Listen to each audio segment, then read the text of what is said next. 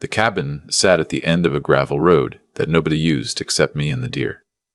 43 winters I'd been driving up to that place. My grandfather built the original structure in 1958, and my father added the back porch the year I was born. When my wife Margaret got sick, we spent her last good summer up there. She wanted to hear the loons one more time, she said. After she passed, I kept going back. Some men go to church. I went to the cabin. That Tuesday in late October, I drove up from Asheville to winterize the place, pulled the dock, drained the pipes, covered the boats. Same routine I'd done since I was 19 years old. The drive takes about 2 hours into the Smokies, and I had a thermos of coffee and the sandwich my neighbor Rita had packed for me. I was 71 years old that fall, not as quick as I used to be, but my mind was sharp and my hands still worked. I came around the last bend before the cabin, and I saw the truck. A black Ford F-150, brand new by the looks of it, parked right there in front of my porch. I slowed down. I didn't recognize the truck. My son's car was a Subaru. My daughter-in-law drove a Honda. None of my neighbors lived close enough to walk over, and even if they did, they'd have called first. We were that kind of community. You didn't just show up at somebody's cabin in the off-season. I pulled in behind the Ford and sat in my truck for a minute. The engine ticked as it cooled. I could see footprints in the soft dirt going up to the front door. 2 sets. One was small, the other big. I got out slow. My hip was bothering me, and I leaned on the door for a second before I straightened up. I walked to the front of the Ford and looked at the license plate. Tennessee plate. I pulled out my phone and took a picture of it. I don't know what made me do that. 40 years working as a small-town district attorney, I guess. You document things. You don't think about why. You just do it because you've watched too many cases fall apart for lack of one little piece of paper. I walked up onto the porch, and I was about to put my key in the lock when I heard the laugh. It was my daughter-in-law's laugh. Heather. The mother of my granddaughter. The woman my son Ben had married 11 years ago in a chapel down in Charleston. Heather was supposed to be at her sister's house this week. Ben had told me so on Sunday. He said Heather was visiting Mary in Knoxville while he took our granddaughter Sophie to Disney World. The trip had been planned for months. Sophie had a Mickey Mouse suitcase. I'd given her $200 in spending money. Then I heard a man laugh too. Low. Easy. The laugh of somebody who was comfortable. I took my hand off the doorknob. Real slow. Like I was diffusing something. I stepped back off the porch and walked around to the side of the cabin where the kitchen window was. The blinds were halfway down, but the slats were tilted open. Through the gap, I could see the kitchen table, where I'd eaten my dinner alone every weekend for the past 3 years. There were 2 coffee cups on it, a bottle of whiskey. My whiskey, the bottle I kept on top of the refrigerator. And there was Heather, sitting on the lap of a man I had never seen before in my life. He was maybe 45. Big shoulders. A close-cropped beard going gray at the chin. He was rubbing her back, and she was laughing at something he'd said, and then she leaned down and kissed him on the mouth. Slow, comfortable. Not the kiss of 2 people who'd just met. The kiss of 2 people who'd been doing this for a long time. My knees went weak, and I had to put a hand against the cedar siding to keep from going down. I'm not a man who weeps easy. I cried at Margaret's funeral, and once when Ben was born, and that was about it. But standing there at that window, I felt water in my eyes, and I felt my chest tighten up, and for a second I thought I was having a heart attack. Maybe I wished I was. It would have been simpler. I made myself breathe. I made myself take stock. I was 71 years old, a quarter mile from the nearest other house, and what I needed in that moment was not feelings. What I needed was a plan. I backed away from the window slow.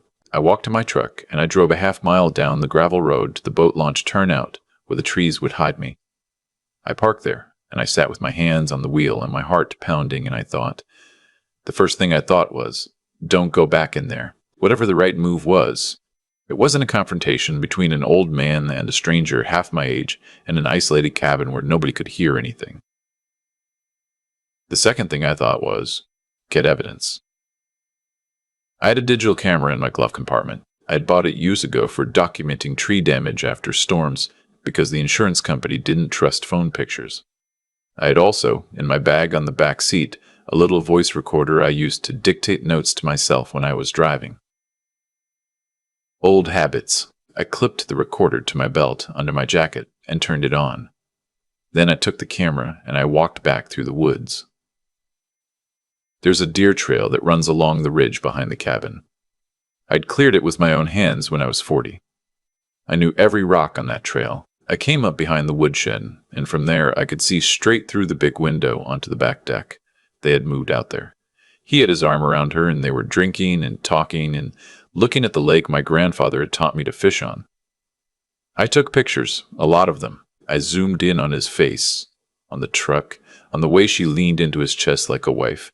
I took pictures of him pouring her another glass. I took pictures of the way he reached up and tucked her hair behind her ear with this gesture so familiar and tender that I knew, looking through the viewfinder, that this was not new.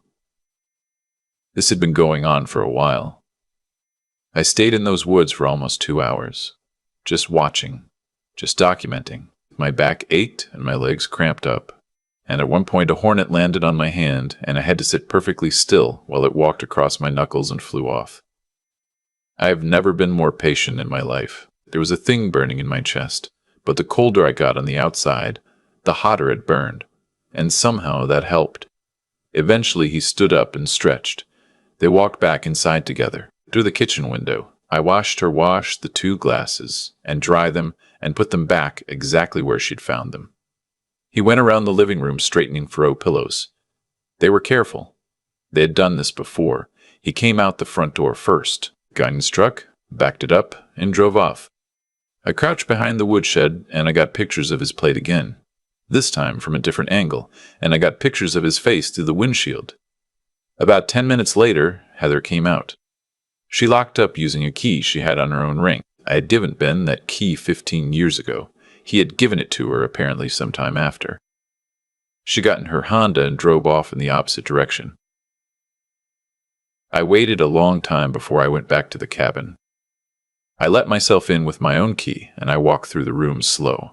The whiskey bottle was back up on top of the refrigerator. The coffee cups were drying upside down on a dish towel. The throw pillows on the couch were perfectly arranged. If I had not seen what I'd seen, I would have walked into that cabin and never known a thing.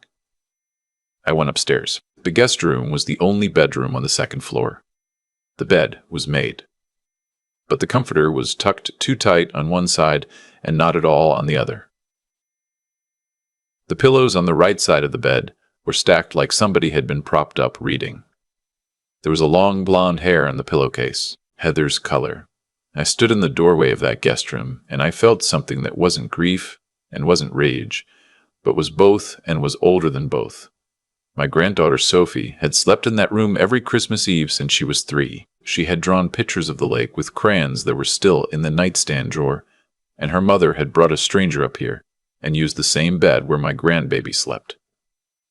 I went back downstairs and sat at the kitchen table. I put my head in my hands, and I let myself feel it for 1 minute, exactly 1 minute, watching the second hand on the wall clock my father had hung in 1969.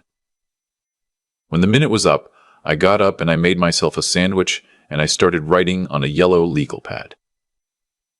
I knew what I was looking at. 40 years of prosecuting cases had taught me how it worked. I had seen what happened when a man found out his wife was cheating and acted on it. He yelled. He confronted her. He demanded answers. And by the time he got around to thinking about the consequences, she had already changed her story, hidden the money, called a lawyer, and turned the kids against him.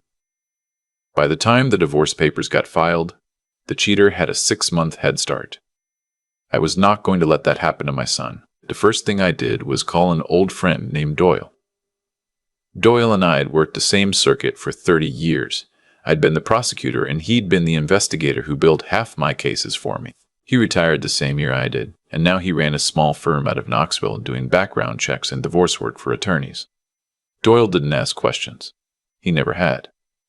I gave him the plate number, I described the man, and I told him I needed everything he could find. Then I went home. I drove the 2 hours back to Asheville, and I didn't speak to a single person, and I did not cry, even though twice I had to pull over because my hands were shaking. When I got home, I made coffee, and I sat in my office, and I waited. Doyle called me back the next afternoon. The truck was registered to a man named Pierce Holloway, 46 years old. Lived in a place called Maryville, about an hour from Knoxville.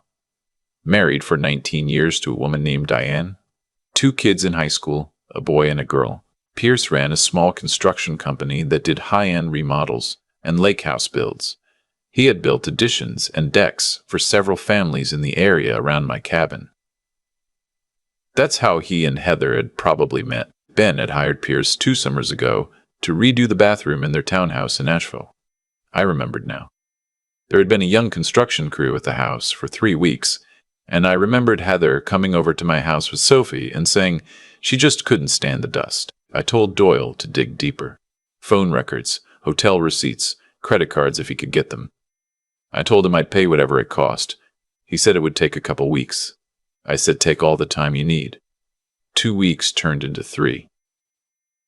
Doyle was thorough. When he finally came to my house in person to deliver the file, it was the 2nd week of November, and the leaves were down off the trees. He set a manila folder on my kitchen table, and he said, "You better sit down for this one." The affair had been going on for 2 years and 4 months. Pierce had taken Heather to hotels in Pigeon Forge, Gatlinburg, Bristol, and once to Charleston for a long weekend that she'd told Ben was a sales conference. There were credit card receipts for jewelry, restaurant bills, a hotel charge from the Biltmore estate for a night that Heather had told my son she was at a friend's bachelorette party. Doyle had something else. Bank records. Heather worked part-time as a real estate agent. She made decent money, but not what Ben made. Ben was a corporate accountant with a healthy salary. He handled most of the bills, which meant Heather had a lot of room to maneuver. Over the past 18 months, she had moved nearly $60,000 out of their joint accounts in small chunks.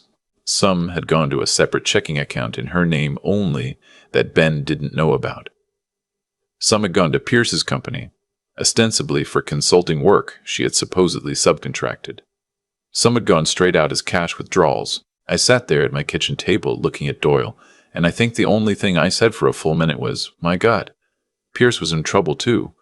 His construction company had been on the edge for 3 years. He was leveraged on a shop building, behind on subcontractor payments, and one of his suppliers had filed a lien against him in September. Doyle's theory was that Heather had been quietly feeding him cash to keep him afloat. Whether she knew that, or whether she thought she was investing in their future together, Doyle couldn't say. I thanked Doyle and paid him, and I walked him out to his car. He stopped at the door, and he looked at me, and he said, "You all right, old friend?" And I said, "No, but I will be." And he said, "You let me know if you need anything else." And he drove off. I went back into the house, and I sat at the table with that folder in front of me for a long time. I thought about my son. Ben was 38 years old. He had Margaret's eyes. He worked too hard, and he forgave too easy, and he loved his wife the way I had loved his mother. Whole, no reservations. The kind of love that doesn't survive a betrayal because it isn't built to expect one. I thought about my granddaughter Sophie. 9 years old, she still climbed in my lap when I sat in the porch swing. She called me Pop Pop. She'd lost her grandmother when she was 6, and she'd cried at Margaret's funeral with this huge silent grief that I'd never forget. I was going to have to tell my son that his life was a lie. There was no way around it. The only choice I had was how to do it. I called another old friend. Her name was Constance, and she was the best divorce attorney I had ever known. She used to be a public defender, and we had been on opposite sides of dozens of cases back in the 80s before she went into family law. She was now in her late 60s, semi-retired, but she still took on cases that interested her. I told her I had something that might interest her. I drove down to her office in Hendersonville 2 days later. She read through Doyle's file in silence for 40 minutes. When she was done, She closed it and pushed her reading glasses up onto her head, and she looked at me. She said, "Your daughter-in-law has done your son a real favor." I said, "What do you mean?" She said, "North Carolina is an equitable distribution state. Adultery on its own gets you very little, but marital misconduct involving the dissipation of marital assets, that is a different animal. She has been moving $60,000 of his money to support her affair. That is not adultery. That is fraud against the marriage. We can argue that, and we can use it for a much bigger property settlement. And the custody question, with a child involved, a pattern of deception this deep over more than 2 years gets framed as poor judgment, dishonesty, and unstable home environment. We will argue that your son should have primary physical custody. We will probably get it." She set her glasses down on the folder. She said, "But timing is everything. If she gets wind of this before he files, she will hide assets. She will coach the daughter. She will put together her own narrative. We have to move fast and we have to move quiet." "Have you told your son yet?" I said no. She said, "When?" I said, "No." She said, "When?" I said, "Soon." She said, "Do not wait long. And when you tell him to call me the same hour." I drove home and I did not sleep that night. I lay in bed and I thought about how to do this. The next morning I called Ben and I told him I needed him to come over for supper that Friday. I said it was about a legal matter. I said I needed his help with some paperwork. I made it sound like nothing. He said, "Sure, Pop. I'll be there at 6. I hung up and I sat on the porch for an hour with my coffee. But before that supper, I had one more call to make. I had been thinking about Pierce's wife, Diane. I'd been thinking about her for 2 weeks. There was a photograph in Doyle's file, a picture he had taken outside her workplace, and I had looked at it more than once. She was about my daughter-in-law's age, maybe a couple years older, brown hair pulled back, tired eyes, nurse's scrubs because she worked at a regional hospital. According to Doyle, she did 60 hours a week as a charge nurse on the cardiac floor. Pierce's late nights had been easy to explain away because she was rarely home herself. She didn't know. I thought about my Margaret. If Margaret had been alive and somebody had been doing this to her, somebody had been taking her money and her dignity and her future, and another person knew, and that other person sat on the information for their own convenience, I would never have forgiven that person. Never. Not in 100 years. I called Diane Holloway on a Wednesday morning. I had her cell number from Doyle's file. She picked up on the second ring. I said, "Ma'am, my name is Elias Whitcomb. I am calling from Asheville, North Carolina. I have something to tell you that you are not going to want to hear, and I am sorry for it, but I think you have a right to know." There was a pause, and she said, "Who is this?" I said, "My daughter-in-law has been having an affair with your husband for over 2 years. I have evidence, photographs, hotel receipts, bank records. I am sending it to you in the next hour. I am about to confront my son with the same information, and his marriage is going to end. I am calling you because you deserve to make the same choice my son is going to get to make. You deserve to know." She did not speak for a long time. I heard her breathing. I heard a hospital page in the background. Then she said, "I have been wondering for a year, and I have been calling myself crazy for a year. I have been telling myself I am paranoid." I said, "You are not paranoid." She said, "Mr. Whitcomb, send me everything." I sent her a clean copy of Doyle's file by email.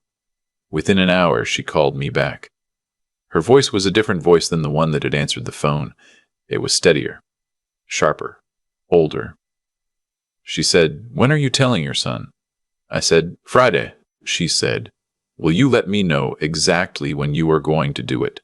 I want to do mine at the same hour. I want him to find out at the same minute she finds out. I do not want either of them to have a chance to tell the other one and get a story straight." I said, "That is exactly what I was hoping you would say." She said, "My husband is going to be at his shop on Friday until at least 7. I will go there. I will bring his brother for safety because Pierce has a temper and I am not stupid. I will do it at 6:15. I said, "I will tell my son at 6:15. She said, "Mr. Whitcomb." I said, "Yes, ma'am."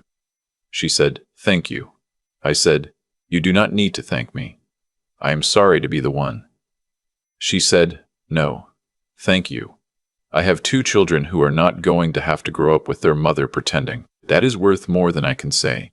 We hung up and I sat with the phone in my hand and I cried for the first time since the cabin, not for myself, for her, for my son, for the children, both hers and ours, for the unbelievable mess that other people's selfishness makes of decent lives.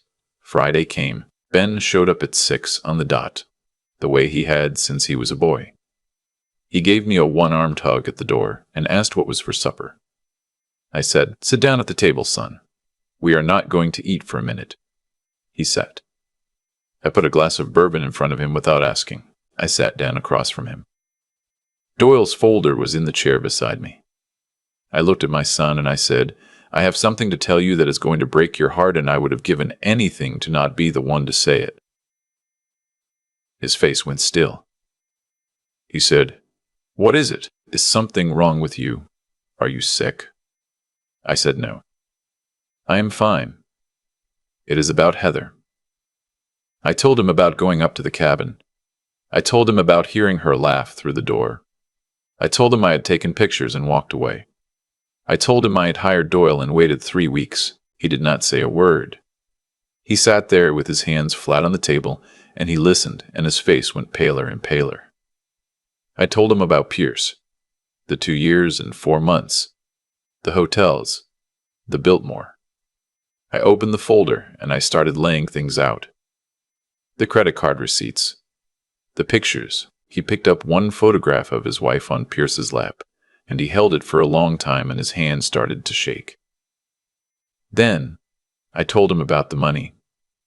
I think that is the part that finally broke through whatever was holding him together. He pushed back from the table and he stood up and he walked to the window and he stood there with his back to me. His shoulders were shaking. He was crying without making any sound. I didn't get up. I let him have it. After a couple minutes, he came back to the table and he sat back down, and he wiped his face with the back of his hand. And he said, "What do I do, Pop?" I said, "Son, I have already talked to Constance. You remember her. She handled your mother's estate. She is one of the best in the state. She is one of the best in the state. She is ready to take this on. We can have papers filed Monday morning. We can protect Sophie.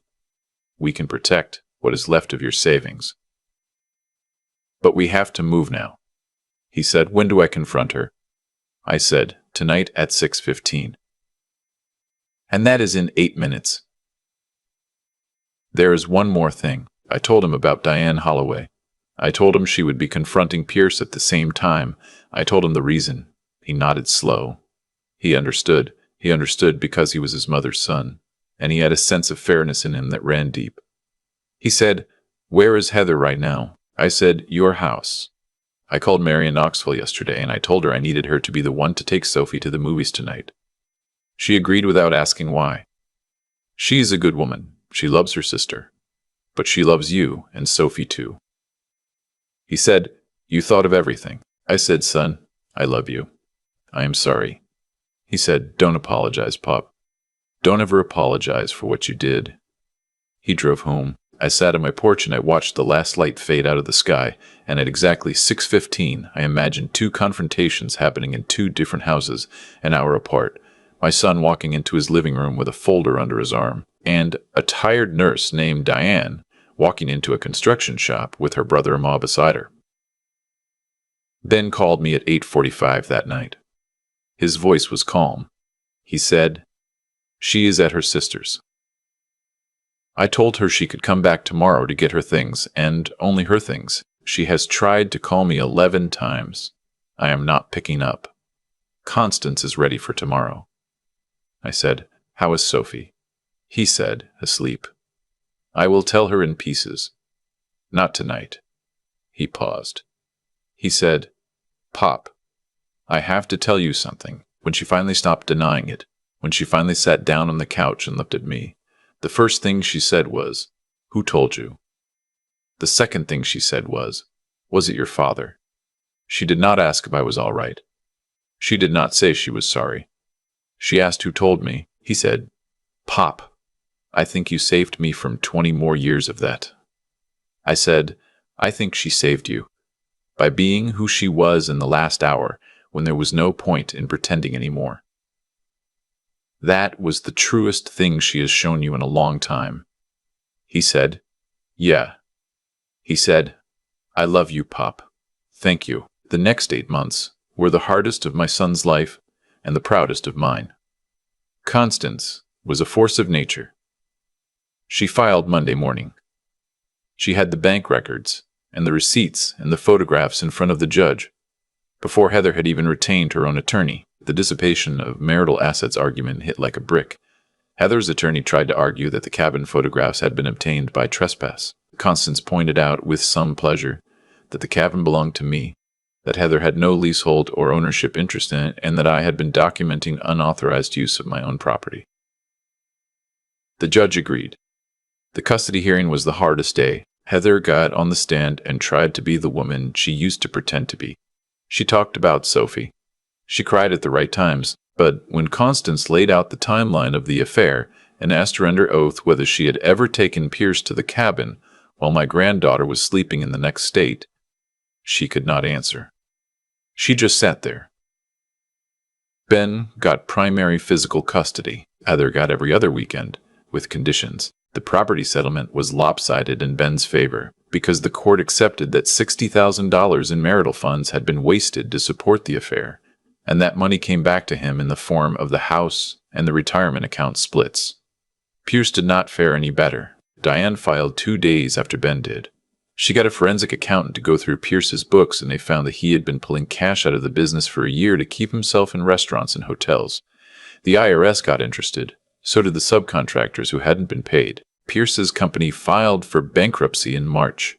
He moved into his brother's spare room in May. Last I heard, he was working as a foreman for somebody else's outfit. Heather moved back in with her parents in Charleston. She tried to call Ben a few times. He did not pick up. She wrote him a long letter at one point, 10 pages, and he handed it to me unopened and asked me to put it in a drawer. I put it in a drawer. It is now almost a year later. We are coming up on October again. Last week I drove up to the cabin. Ben came with me, and Sophie, Mary Heather's sister, I stayed close to the family in a way I did not expect, and she came too. We pulled the dock and drained the pipes and covered the boats. Sophie helped me sweep the porch. She is 10 now. She is taller.